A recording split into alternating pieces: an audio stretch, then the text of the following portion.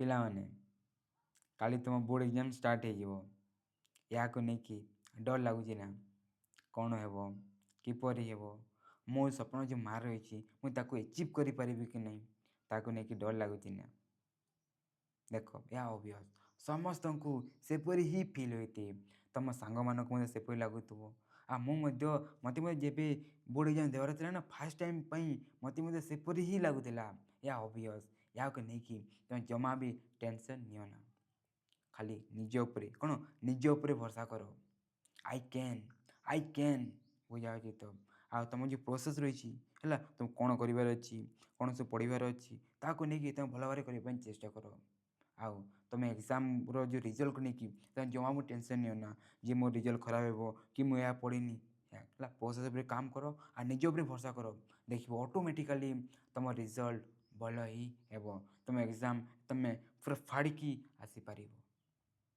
ହେଲା, ତାପରେ ଦେଖ, ଯଦି ଆମେ ଦେଖିବା ଏକ୍ଜାମ୍ ପୂର୍ବରୁ ହେଲା, କିଛି ପିଲା କିଛି ଅସୁବିଧା ପାଇଁ ସେମାନେ ପେନିକ୍ ହୋଇଯାଆନ୍ତି। ତା ପାଇଁ ବର୍ଷ ସାରା ଯାହା ପଢ଼ିଥାନ୍ତି ନା, ତାକୁ କିଛି ଭଲ ଭାବରେ ଇମ୍ପ୍ଲିମେଣ୍ଟ ଲେଖିକି ଆସିପାରନ୍ତି ନାହିଁ। ସେ ଯେଉଁ ପେନିକ୍ ବା ଯେଉଁ ପ୍ରୋବ୍ଲେମ୍ ହୋଇଥାଏ ନା, ତାକୁ ନେଇକି ଟେନସନ୍ ନେଇକି ତ ତାକୁ ତୁମକୁ ଏଭଏଡ଼୍ କରିବାର ଅଛି। ତ ସେ ଏଭଏଡ଼୍ କ'ଣ ତୁମକୁ ଏଭଏଡ଼୍ କରିବାର ଅଛି? ପ୍ରଥମେ ତ ଦେଖ, ତୁମେ ଏକ୍ଜାମ୍ ସେଣ୍ଟରକୁ ତୁମେ ଠିକ୍ ଟାଇମ୍ରେ ପହଞ୍ଚିବାର ଅଛି। ଆଉ ଏକ୍ଜାମ୍ରେ ଯାହା ସବୁ ଜିନିଷ ତୁମକୁ ଦରକାର ପଡ଼ିଥାଏ, ଯେପରି ଆଡ଼ମିଟ୍ କାର୍ଡ଼ ହେଇଗଲା, ତାପରେ ଆମ ଯେଉଁ ପେନ୍ ବା ପେନସିଲ୍ ବା ଯେଉଁ ସବୁ ଇନଷ୍ଟ୍ରୁମେଣ୍ଟ ଯେଉଁ ଦରକାର ହେଇଥାଏ ନା, ସେ ସବୁକୁ ତୁମକୁ ଏକ୍ଜାମ୍କୁ ନେଇକି ଯିବାର ଅଛି। ଆଉ ଏକ୍ଜାମ୍ ସେଣ୍ଟରରେ ତାକୁ ନେଇକି ତୁମକୁ ଟେନସନ୍ ନେବାର ନାହିଁ।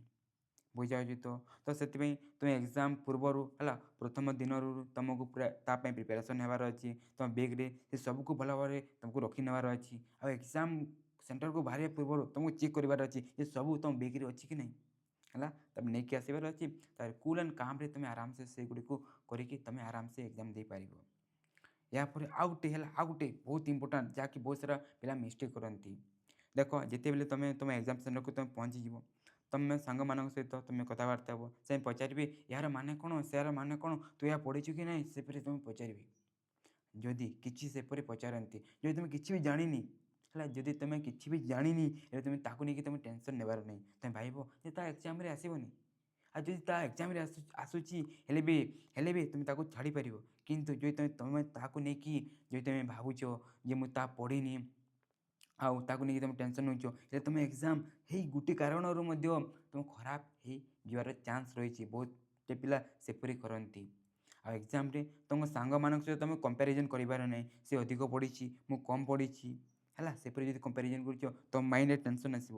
ଆଉ ସେ ଟେନସନ୍ ବା ଯେଉଁ ପ୍ରେସର୍ ତାହା ତୁମ ଏକ୍ଜାମ୍କୁ ମଧ୍ୟ ସ୍ପଏଲ୍ ବା ଖରାପ କରିପାରେ।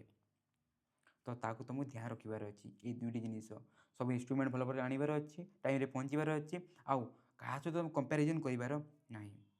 ବୁଝାହେଲା? ଏ ଦୁଇଟି ଜିନିଷ ତୁମେ ଧ୍ୟାନ ରଖୁଛ, ତା ସହିତ ତୁମ ନିଜ ଉପରେ ଭରସା ରଖୁଛ, ଆଉ ପ୍ରୋସେସ୍କୁ ତୁମେ ଠିକ୍ କରୁଛ, ହେଲେ ଅଟୋମେଟିକାଲି ତୁମ ରେଜଲ୍ଟ ଭଲ ହିଁ ହେବ। ତ କାଲି ତୁମେ ଫାର୍ଷ୍ଟ ବୋର୍ଡ଼ ଏକ୍ଜାମ୍ ଦେବ।